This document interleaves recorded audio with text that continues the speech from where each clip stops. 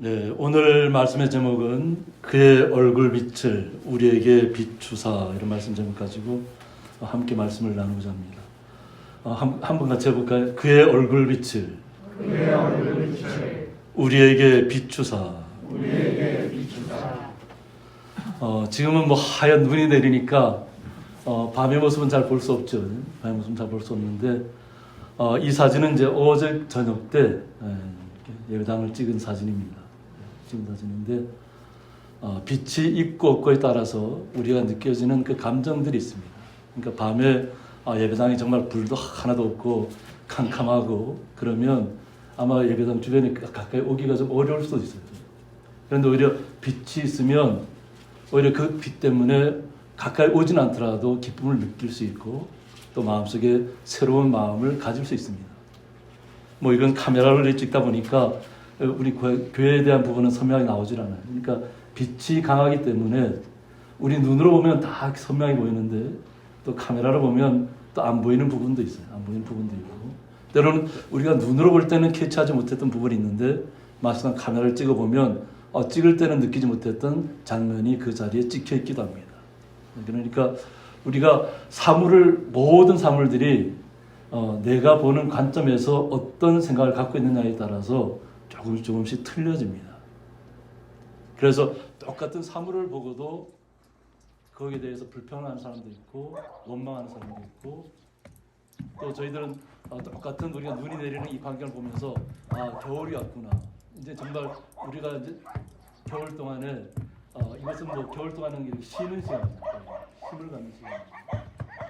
겨울 동안에 또 이런 쉼을 갖는 시간에 어떻게 하면 더욱더 주님 앞에 우리가 말씀으로 가까이 다가가고 우리가 기도로 가까이 다가갈 것인가를 우리가 생각해야 될 좀 있습니다.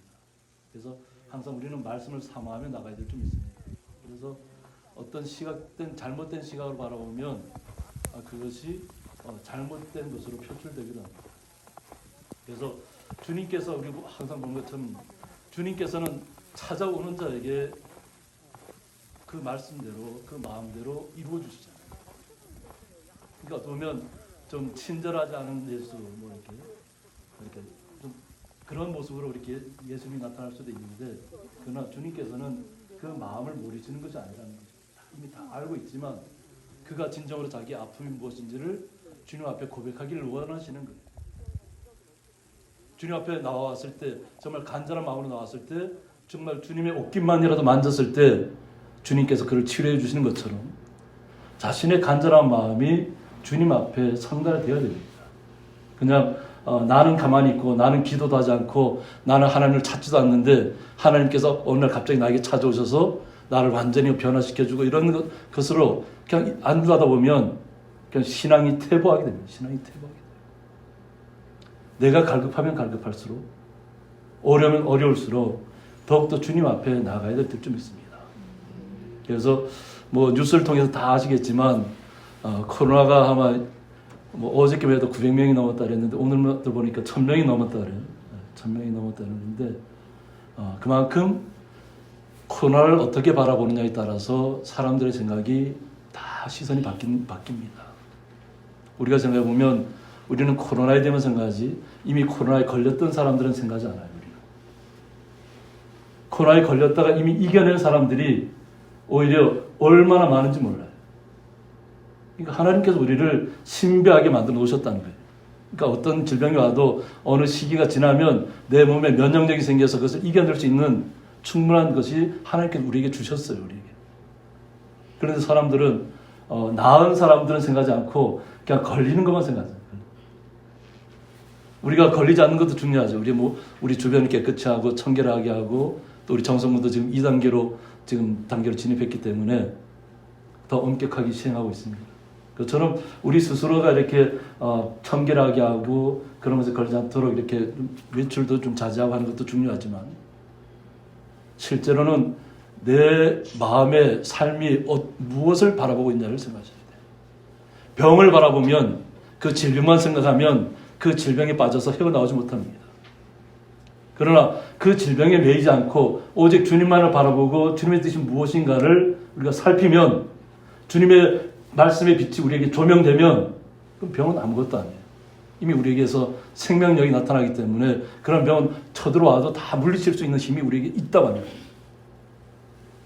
오늘 시편 67편 1절에 보면 하나님은 우리에게 은혜를 베푸사 복을 주시고 라고 했습니다. 저는 이 시편을 참 좋아합니다. 우리가 말이 어눌하고 잘 표현을 못하고 하나님 앞에 잘 이야기하지 못할 때도 시편을 통해 보면 시편을 통해서 우리의 생각들을 다 주님 앞에서 토로할 수 있는 것 같아요. 그러니까 어떻게 보면 하나님께 다윗을 통해서 시편 기자들을 통해서 우리가 주님 앞에 어떻게 토로해야 되는가, 어떻게 주님 앞에 다가가야 되는 것을 알려주시는 것 같아요. 그래서 시편을 읽으면서 우리의 마음을 거기다 담아서 하나님 앞에 올려드리는 시가 된다면 정말로 하나님 앞에 기쁘시게 받으시는 주님을 향한 찬가가 되는 거죠. 오늘 다윗이 하는 것처럼 하나님께서 우리에게 은혜를 베푸시기를 원한다. 은혜를 베푸시기. 나는 은혜를 강구하지도 않으면서 그냥 자신은 아무렇게 방탕하게 생각하면서도 하나님 무조건 나를 조명해주고 나를 비춰주고 나에게 은혜를 주셔야 된다고 생각하면 우리가 하나님을 잘못 알고 있는 거예요. 내 마음이 갈급하면 갈급할수록 더욱 주님 앞에 간구하시기 바랍니다. 간구하시기. 그래서 주님의 은혜가 나에게 임하기를, 주님의 은혜를 나에게 베풀어 주시기를 간절한 마음으로 우리가 아뢰면서 나가야 돼요. 그래서 우리가 복이라는 것은 뭐냐면 주님께서 우리와 함께할 때, 하나님이 우리와 함께하는 것이 복이라는 거죠. 복이 세상적인 어떤 가치관을 통해서 내가 많은 것을 소유해야만 그것이 복이 아니에요. 그건 잘못된 생각이고, 주님이 나와 함께 하시는 것이 가장 큰 복이라는 거예요. 그러니까 주님의 은혜를 간구해야만 주님의 은혜가 내게 임하면, 그러니까 주님이 나와 동행한다는 것을 깨닫게 되면 한마디 말씀이 나를 살리는 거예요. 한마디 말씀. 그리고 그의 얼굴빛을 우리에게 비추어 달라고 말하고 있죠. 여호와 하나님의 그 주님의 얼굴빛을 우리 모두에게 비추어 달라는 거예요. 우리 모두에게. 그래서 우리가 오늘 본문은 우리에 대한 얘기가 많이 나옵니다. 나만 비추어 달라는 것이 아니에요. 우리에게 비추어 달라. 내 개인만 생각하는 것이 아니라 내 주변에 있는 사람들, 우리 하나하나 우리 단계를 지금 오늘 말씀을 통해 넓혀가겠지만 우리의 생각을 내 이웃도 가장 소중합니다. 오늘 본 말씀 보면 계속 이 말씀이 넓혀가고 있어요. 우리라는 그 개념을. 그래서 주님의 그 얼굴빛을, 나에게 임하신 그 빛이 우리 주변에 있는 사람들에게도 비추어 주기를 우리는 간구해야 될 줄 믿습니다.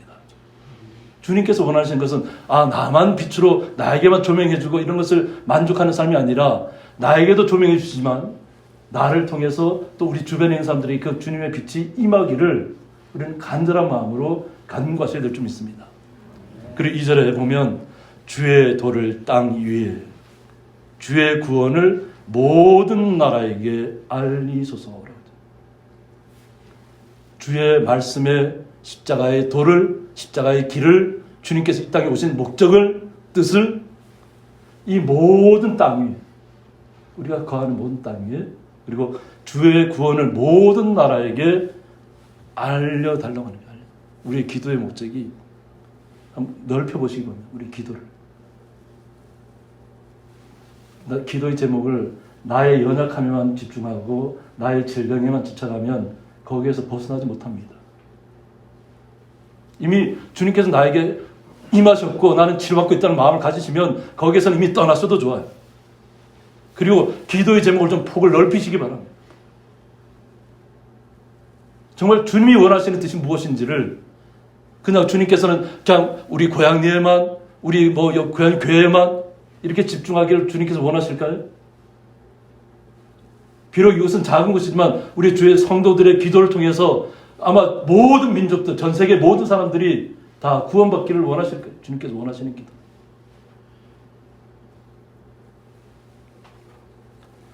역대상 16장 11절에 말씀하신 것처럼 여호와와 그의 능력을 구할 자다. 항상 그의 얼굴을 찾을지어다 하고 있습니다. 우리는 항상 주님의 능력을 구해야 될 줄 믿습니다. 또 그와 동시에 항상이라고 말합니다. 항상, 언제든지, 그죠? Always, 언제든지 우리는 주님만을, 주님의 얼굴을 찾아야 될 줄 믿습니다. 주님께서는 가까이 다가오는 자에게, 이것이 우리가 정말로 마음에 정말 간절한 마음으로 주님을 만나기를 소원하고 날마다 말씀을 통해서 내 생명이 변화되고 이것을 날마다 주님께서 느끼기를 원하실 거예요. 주님께서. 그리고 우리 성도님 한마디 한마디의 기도를 통해서 이웃들이 변하고 이 나라가 변하고 이 세상이 변하기를 원하실 거라는 겁니다. 이사야 30장 18절에 보면 그러나 여호와께서 기다리시나니 이는 너희에게 은혜를 베풀려 하시며 일어나시리니 라고 했습니다. 여호와 하나님께서 기다리고 계신다는 거예요. 우리가 주님에게 다가오기를, 우리가 주님 앞에 더욱더 간구하기를, 우리가 주님 앞에 더욱더 은혜를 사모하기를 기다리고 계신다는 거예요. 여호와께서. 이것은 뭐냐면 우리에게 은혜를 베풀려 하시고, 은혜를. 그냥 주님만 영광 받으시고 주님만 그냥 모든 영광을 다 찾아오고 이런 것으로 끝나는 것이 아니라 우리는 주님 앞에 그와 같은 간구했으니까 주님께서 우리에게 그보다 더한 것을 우리에게 채워주신다는 얘기예요. 우리에게 은혜를 주신다. 한없는 자비에, 한없는 사랑을. 그리고 여호와 하나님께서 일어나실 때인데 이것은 일어나신 이유가 뭐냐면 너희를 긍휼히 여기려 하심이라. 긍휼히 여기려. 우리가 이 땅에서 얼마나 힘든 삶을 살고 있는지를 주님께서 알고 계신다는 거죠. 그래서 보면 주님께서 우리를 긍휼한 마음으로 바라보고 계시는 거예요. 그리고 대저 여호와는 정의의 하나님이심이라고 했습니다. 정의의 하나님. 이 세상에는 정의가 사라진 것처럼 보일 때도 있습니다. 하나님은 정의의 하나님이시라는 거예요. 그래서 그를 기다리는 자마다 복이 있도다 하고 했습니다. 주님을 기다리는 자는 복이 있다는 거예요. 기다리는 자마다. 어느 한 사람을 지칭하는 것이 아니라 모든 사람들이 주님 앞에 다가오기를 주님께서 말씀하시고 계시는 겁니다. 그래서 이 지도를 보면 뭐 알타이 어족, 뭐 중국 티베트 어족, 뭐 인도 유럽 어족, 다양한 언어를 가진 민족들이 살고 있잖아요. 그러니까 주님께서 원하시는 것은 모든 민족들이 주님 앞에 가까이 다가오시기를 원하는 거예요. 우리의 기도를 통해서. 놀라운 일 아니에요? 주님께서 우리의 기도를 통해서 모든 민족들이 주님을 찬양하게 하고 주님 앞에 나오기를 원하신다는 거예요. 오늘 3절에 보면 하나님이여 민족들이 주를 찬송하게 하시며,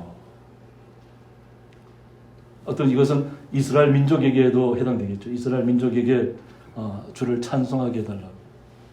하나님의 백성이니까 주를 찬송하게 하는데 이것이 어떻게 돼요? 모든 민족으로 넓혀지죠. 모든 민족들이 주를 찬송하게 해달라. 그러니까 주님이 원하시는 뜻을 우리가 잘 알아야 돼요. 그냥 나만 주님만 찬양하고 나만 만족하고 끝나는 것이 아니라 주님께서 우리를 통해서 듣고자 하는 이야기는 뭐냐면 나도 중요하지만 내가 중요한 만큼 우리의 이웃들도 중요하고 우리가 알지 못하는 세상 속에 살고 있는 사람들도 중요하다고 하는 거예요. 그들이 어떤 환경 가운데 있든지 어떤 어려운 환경 가운데 있든지 주님의 빛이 그들에게 임하기를 우리는 기도해 주셔야 될 줄 믿습니다.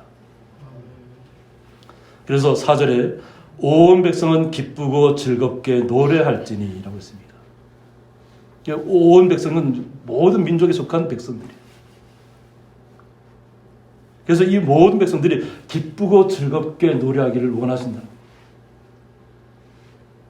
지난주에 색소폰으로 하나님 앞에 영광 올려드렸고 오늘 또 장로님 또 하모니카로 하나님 앞에 영광 올려드렸는데 이것은 마음에 기쁨이 있어야만 가능한 일들이에요.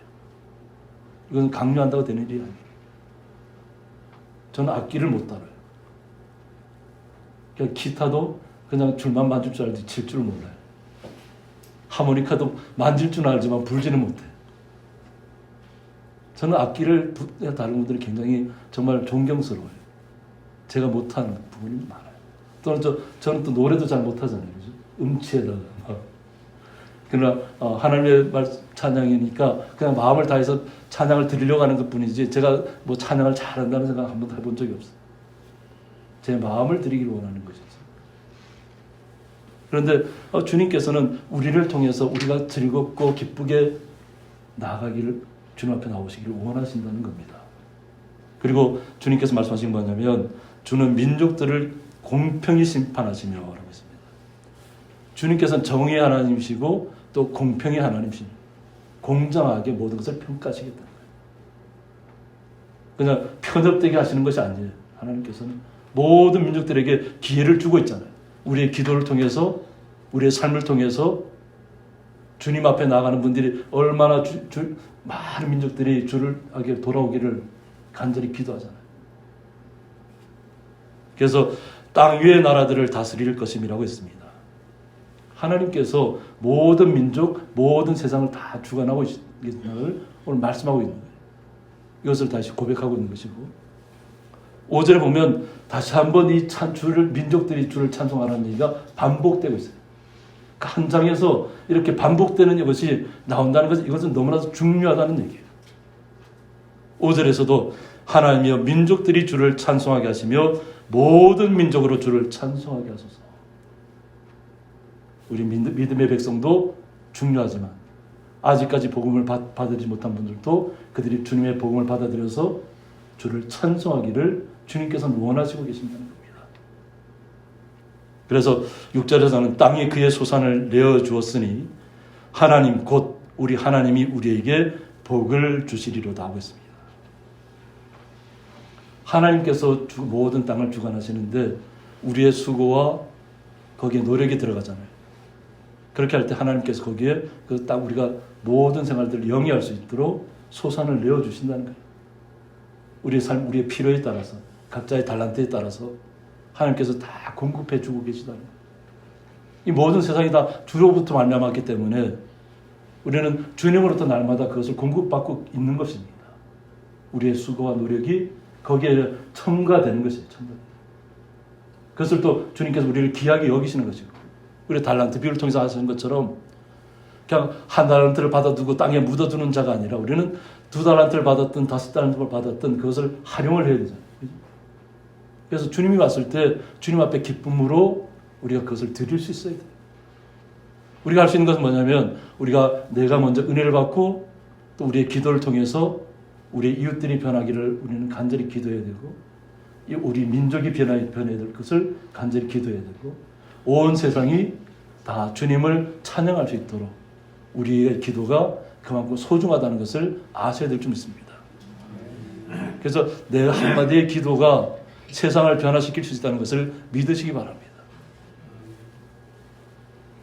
이사야 30장 20절에 보면 주께서 너희에게 환난의 떡과 고생의 물을 주시나 하고 있습니다.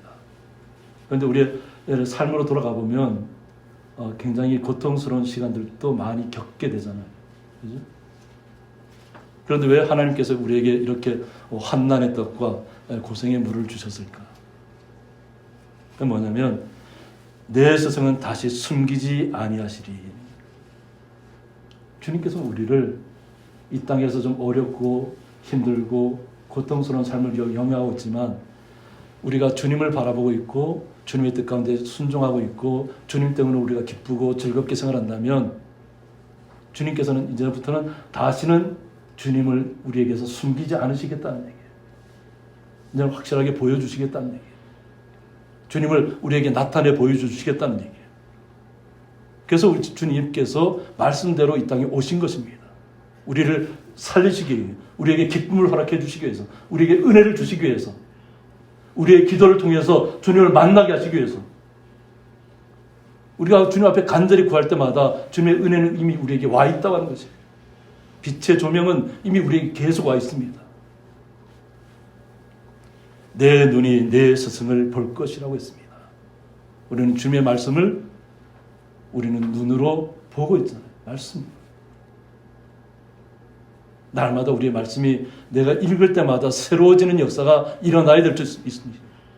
내가 성경을 많이 읽었다가 중요한 것이 아니라 한 절을 읽더라도 그 한 절 속에서 나에게 생명의 감사가 터져나와요. 은혜가 터져 나와요. 아, 주님께서 나를 이렇게 사랑하고 계시는구나. 이 말씀이 나를 직접 우리가 눈으로 주님을 말씀을 통해서 보고 있다고 우리가 느낄 때에 주님께서 우리에게 얼마나 우리를 기쁘게 여기시겠어요. 한마디의 말씀이 우리를 살리고 있다는 것을 우리가 깨닫게 되면 우리가 말씀 속에서 기쁨을 누리게 되는 거죠. 말씀 속에서. 내가 막 성경을 창세기부터 요한계시록까지 달달 외운다고 하나님께서 칭찬하시는 것 아니에요. 한마디 주님의 말씀에서 감격하고 주님의 은혜를 깨닫고 주님께서 나에게 주신 은혜가 이렇게 놀라운 것이었다는 것을 우리가 날마다 느끼고 체험하고 나타낼 때 주님께서는 기뻐하시고 우리를 조명해 주시고 우리의 삶을 기쁘게 이렇게 변화시켜 나가시는 것이죠.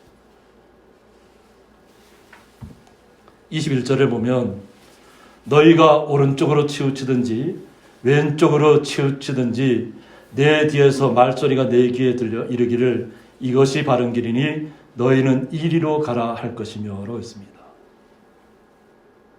우리가 걸어가는 길이 오른쪽 길이 되었든 왼쪽 길이 되었든 좀 바른 길이 되었든 거친 길이 되었든 우리가 주의 말씀을 가지고 우리가 걸어갈 때 만약 우리가 잘못된 길을 간다면 주님께서 우리를 알려주실 것이라는 거예요.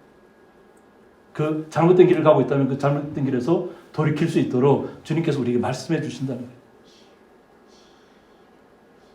그것이 음성으로 들릴 때도 있고 때로는 꿈으로도 나타날 때도 있고 우리의 마음속에 감동으로 나타날 수도 있고 그 나타나는 방법들은 정말 다양합니다.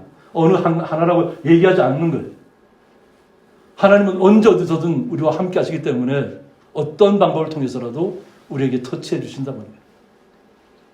우리가 간절히 원하는 것이 무엇인지를 주님께서 아시고 계신다는 거예요. 그러므로 우리는 주님 앞에 은혜를 간구하셔야 돼요. 그냥 왜 나만 이렇게 어렵지? 왜 나만 이렇게 힘들지? 그리고는 자꾸 자기 세계 안으로 자꾸 들어가지 마세요. 좀 이렇게 펼치세요. 모든 것을 다 주님이 아시고 계시는데 자꾸 혼자만 아는 것처럼 그냥 숨기려고 하지 마세요. 그냥 하나님 앞에 그냥 다 드러내세요. 하나님께서 이미 다 아시고 계신다. 하나님께서 우리의 그 마음에 어렵고 힘든 그 과정을 주님 앞에 토로하기를 원하시는 거예요. 다윗이 중요한 인물이 하나님의 마음이 아프다는 건 뭐냐면 죽음의 순간에도 하나님을 찾았다는 거예요. 죽음의 순간에도 하나님을 결코 떠나지 않았다는 거예요. 주님을 신뢰하는 거예요. 자신이 광야에 있든 들판에 있든 그냥 죽음 가운데 창으로 던지는 그 창을 던질 때 그 창을 피해야 되는 그런 상황이 와도 오직 주님만을 신뢰하고 나아가는 겁니다. 창을 던지는 사울을 향해서 원망하지 않잖아요. 자신이 죽일 수 있는 시간이 얼마든지 있음에도 불구하고 죽이지 않잖아요. 하나님을 신뢰하는 사람들은 어떠한 환난과 고생의 시간들이 와도 그냥 주님께서 우리가 다 내 마음을 아신다는 것을 인정하셔야 돼요. 그리고 주님 앞에 토로하시고 주님 찾으셔야죠. 주님을 찾으셔야죠. 나는 이야기하지 않으면서 당연히 알아서 와서 그냥 나에게 위로해주고 나를 세워주고 이렇게 해주고 끌어주고 그것은 평생 가도 계속 그렇게 평생 가도 내게 부족함이 있으면 나와서 얘기하세요. 하나님 앞에. 고백하세요. 하나님 앞에. 제가 이렇습니다. 그럼 주님께서 다 알고 계신다는 얘기예요.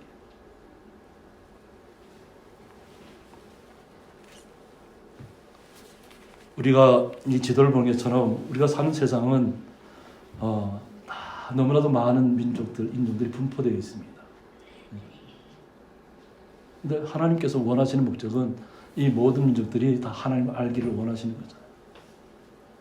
온 세계가 코로나 때문에 다들 그냥 벌벌 떨고 있는 것처럼 하나님께서는 주님께서 말씀하실 때 모든 민족들이 정말 이런 마음만 가지고 주님 앞을 찾아오면 하나님께 놀랍게 변화시켜 주실 것입니다.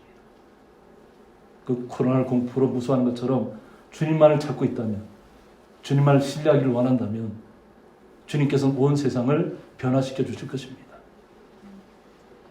세상이 변하는 것은 두렵지 않을 것입니다. 지질학자들 이렇게 얘기를 들어보니까 앞으로 한 10.2 정도의 큰 대지진이 올 가능성도 있다고 그래요.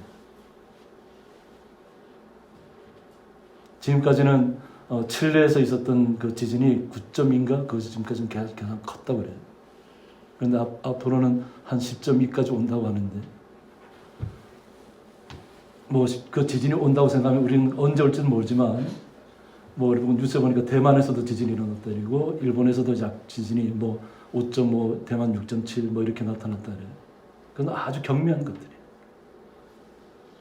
그건 아무것도 아니에요.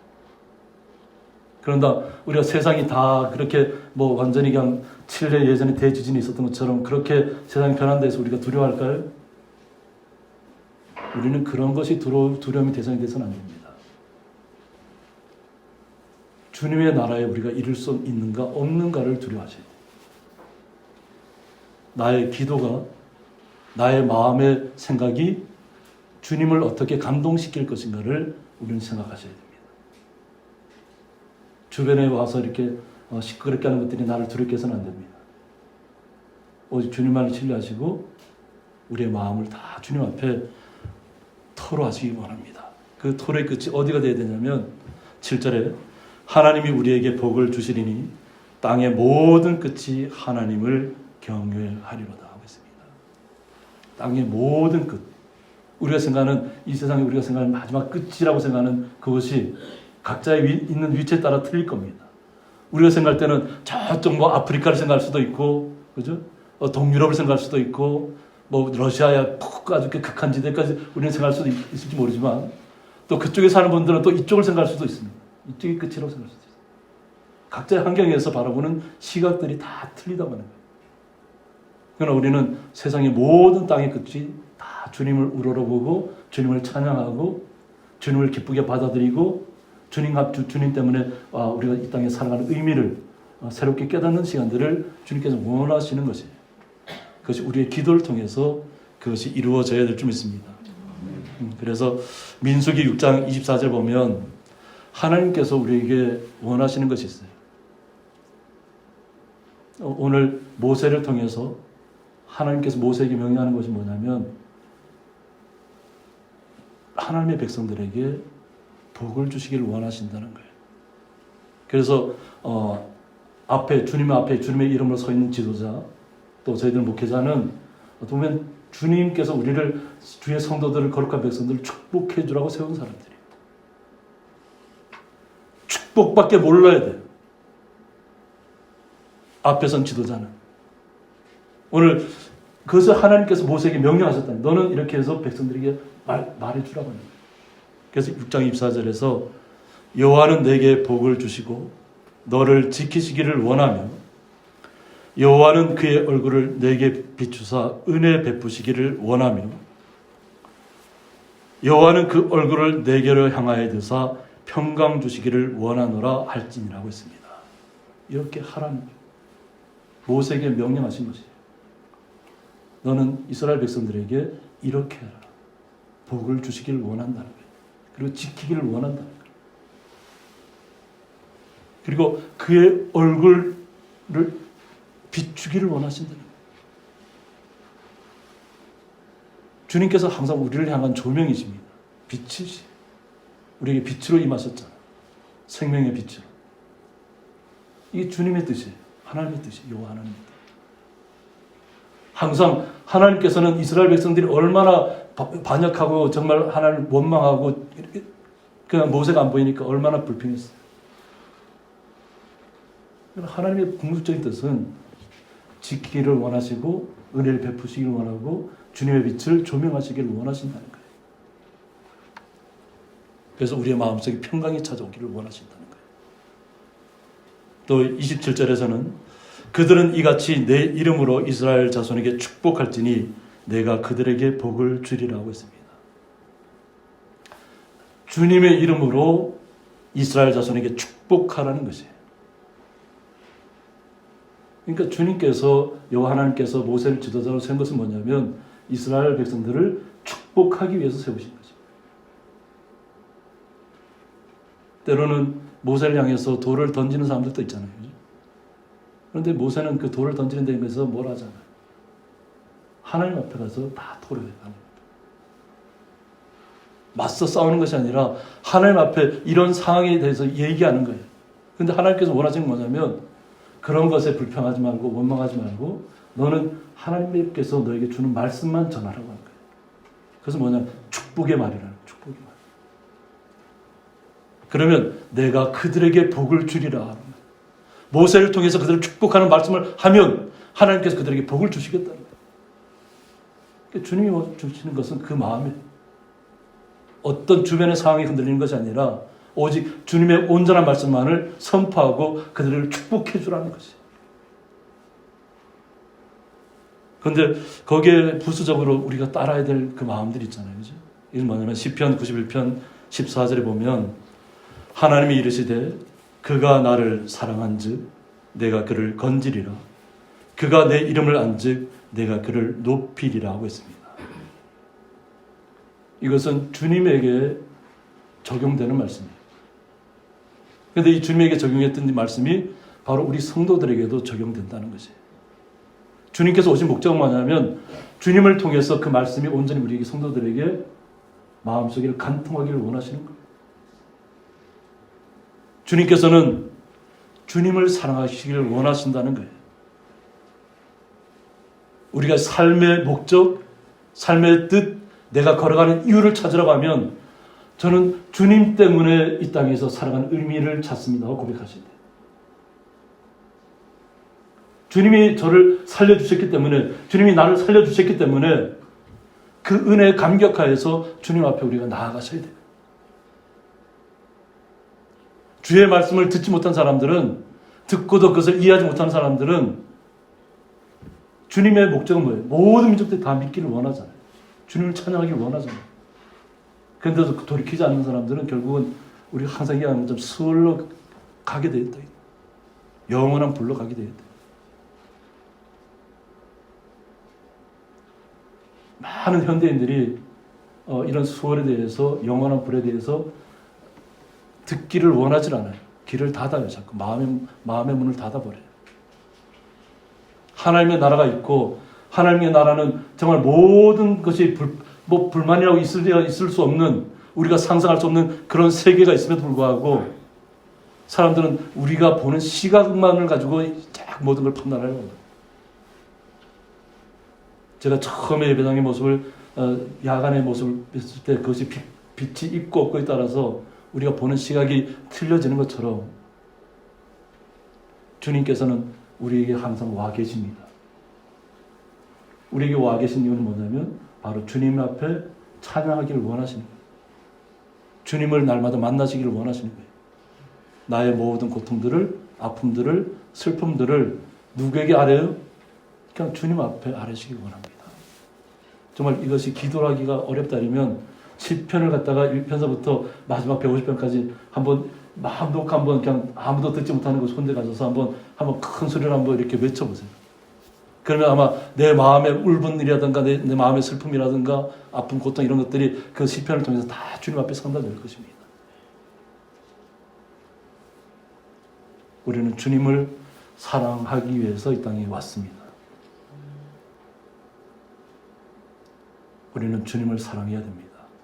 어떤 환경에 불하지 마시고 주님을 사랑하면 주님께서 우리가 어떤 어려운 환경 가운데 있다 할지라도 주님께서 우리를 건져주실 것입니다. 함께 기도하겠습니다. 그의 얼굴빛을 우리에게 비추사라는 말씀을 통해서 주님이 원하시는 목적은 우리 하나님의 사람들, 거룩한 백성들을 통해서 나 자신의 문제에만 머물러 있는 것이 아니라 내 이웃, 내 주변, 내 민족, 모든 민족, 온 민족이 다 주님 앞에 나와서 주님을 찬양하며 주님 앞에 영광 돌리는 것을 오늘 본문 말씀을 통해서 다시 한번 깨닫습니다. 우리의 생각이 좁아지지 않게 해주셨고 정말 간절한 마음으로 날마다 주님을 만나면서 날마다 주님 안에 주시는 기쁨과 감사로 우리의 삶에 윤택해질 수 있도록 주의 성도들의 마음을 넓혀주셨고 성령으로 임하여 주옵소서. 주의 놀라운 사랑에 감사하며 예수님의 이름으로 기도드리옵나이다. 아멘.